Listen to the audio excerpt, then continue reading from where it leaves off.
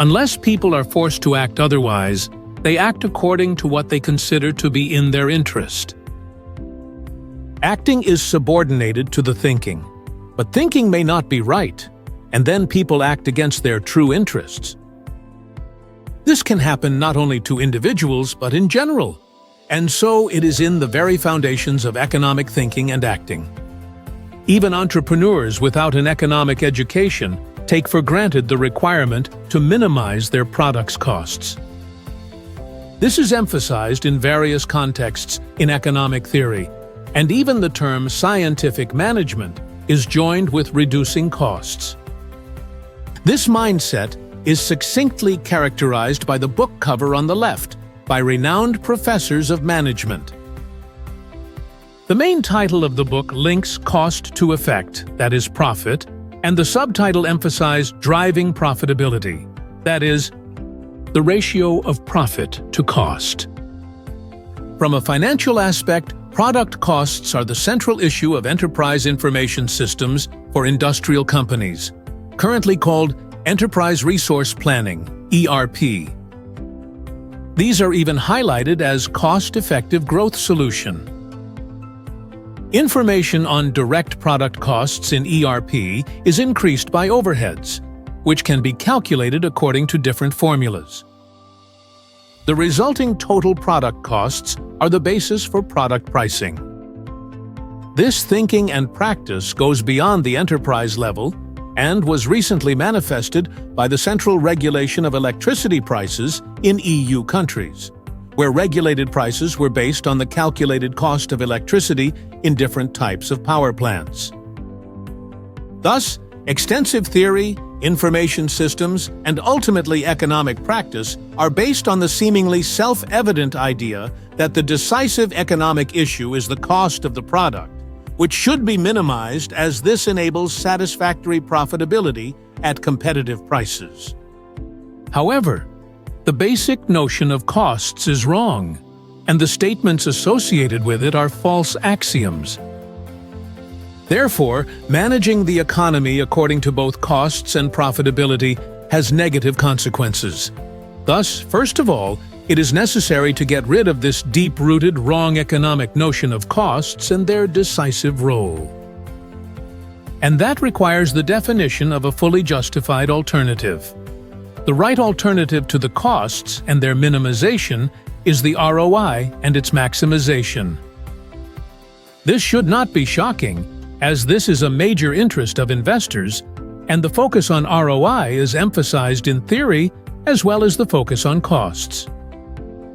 The ROI of processes for the physical unit of certain product of the enterprise is defined as the ratio of product's profit to the capital employed in processes for that product within the enterprise. Because anyone unfamiliar with PPROI is encountering the term capital employed in processes by product for the first time, you need to know what it is and why economic theory ignores it. Let's explain both with a concrete example. A handling robot in a manufacturing hall, after completion of the processing operation on a part of a certain product, grabs this part and moves it to the downstream workplace. During this time, the robot employs capital related to the respective product. Measurement of the capital employed, abbreviated capital employed, in any machine in any process phase illustrates the left figure of two rectangles. The first refers to the time when the machine actually works. The second, to the proportional time in the period assessed when it is idle. The proportional idle time is determined by the working time and the time utilization of the machine in the period assessed. On the x-axis is the time of the process phase. On the y-axis is the price of the machine. If the time is expressed in minutes and price in euros, the capital employed in the phase is measured in euro minutes. Mathematically, this is a definite integral of capital stocks over time period. This all applies to the handling robot when transferring a part of a certain product between two workplaces, and the corresponding value of a definite integral is one of the many components of the capital employed in processes for that product. The application of the definite integral is a crucial breakthrough in the measurement of economic phenomena. The absence of such a measurement, even within the general classification of economic variables, explains why, prior to ROI, it was not possible to measure capital employed in processes by products and to manage the economy by ROI. Brand new financial view of enterprise processes by product, enabled by the definite integral, illustrates the example on the left. Comparing the two process variants for a given product, the profitability in variant A is 0.1 and only 0.058 in variant B. Variant A is to be preferred. However, the ROI is double in variant B, 0.2 versus 0.1. When managing processes by profitability, investors and the whole society are greatly losing as the capital growth rate is half that of managing by ROI. Such a situation does not occur in general, but can be quite real and will be described as a case study. Superiority of ROI to profitability at an enterprise level is expressed graphically in a pyramid of financial ratios. Profitability is just one factor of ROI. The second is the capital turnover time. This also applies to the relationship of variables in processes by products.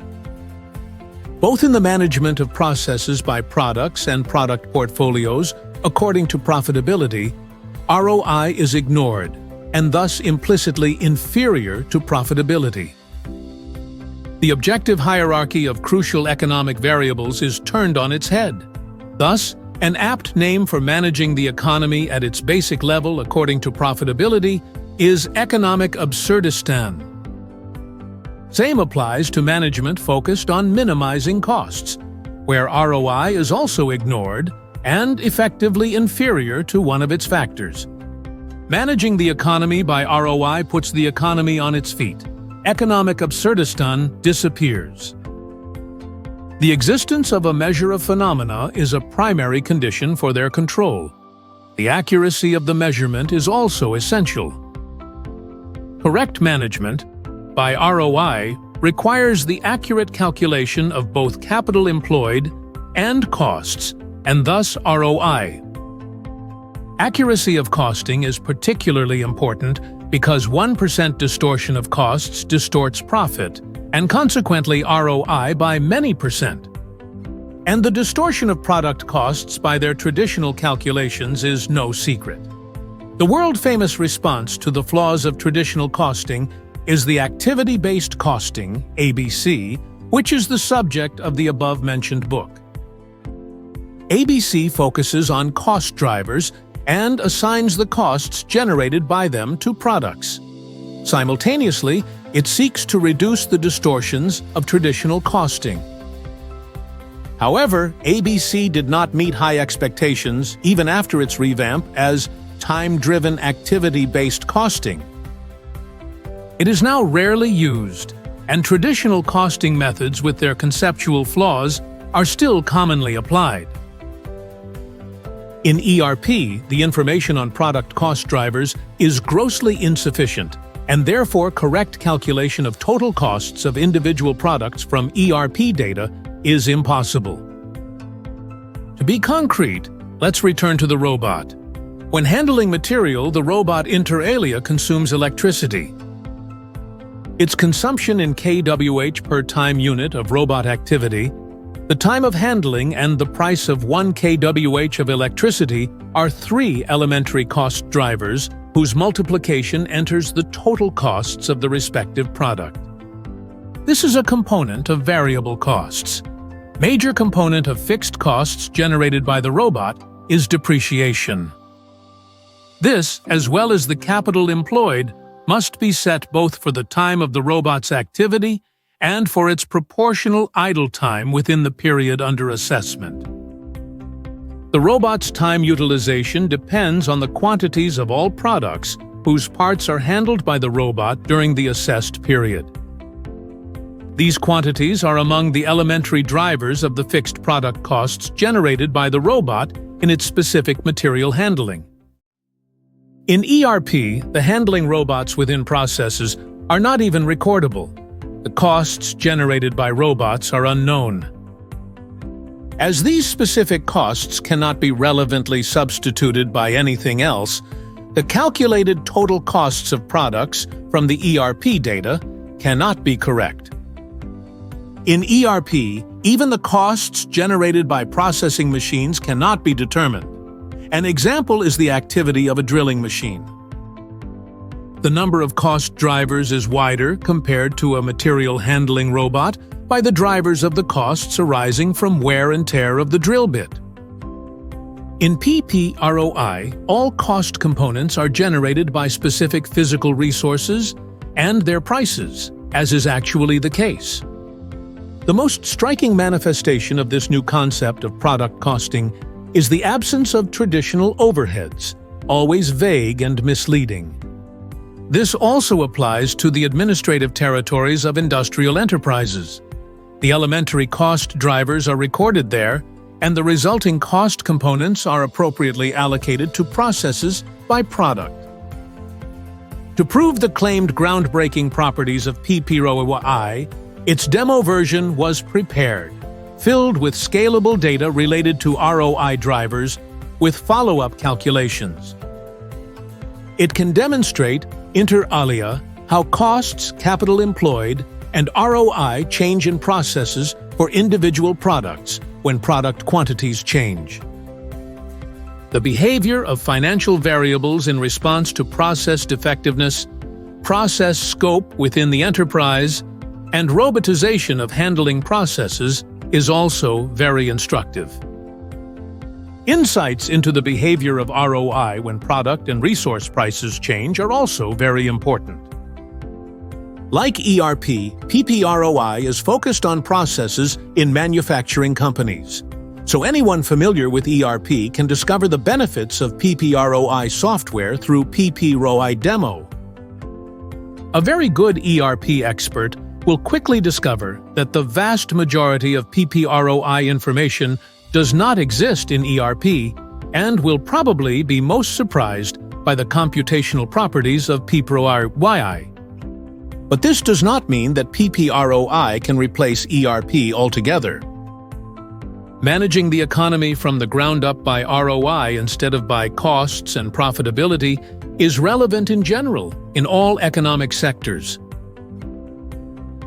When it comes to manufacturing, not only is its role not declining, but the industrialization and deindustrialization is the hottest economic issue of our time, including in the US and Europe.